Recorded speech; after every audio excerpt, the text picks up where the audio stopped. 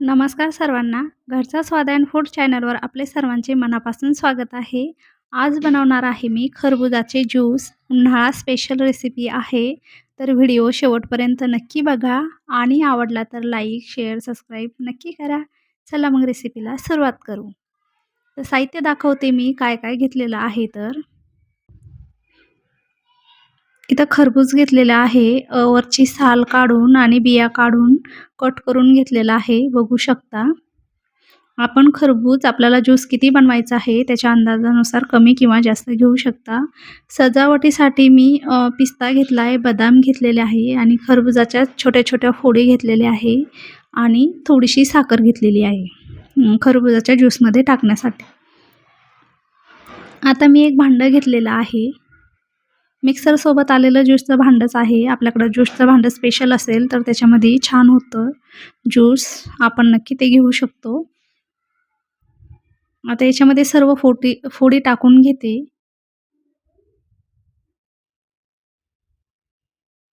आणि बर्फ घेतलेला आहे. बर्फ पण आपण आपलं कमी किंवा जास्त घ्यायचा. थंड आपल्याला किती पाहिजे आहे त्यानुसार. आणि साखर घालून घेते. साखरसुद्धा कमी किंवा जास्त गोड प्रमाणे घेऊ शकता. आता हे सर्व आपण मिक्सरला फिरवून घेऊया. छान असं फिरून घ्यायचं आहे. बघू शकता मी मिक्सरला फिरवून घेतलं आहे. दाखवते. छान असं बनवून तयार झालेलं आहे आपलं ज्यूस. आता आपण ग्लासमध्ये टाकूया.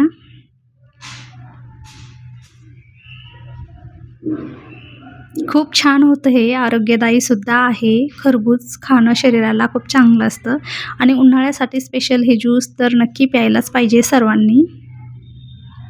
आपण तसं खरबूज खाऊ शकत नाही जास्त, पण ज्यूस असं केलं ना तर खूप टेस्टी लागतं. जे खरबुजाचे बारीक तुकडे करून घेतले आहे मी, ते टाकते सजावटीसाठी.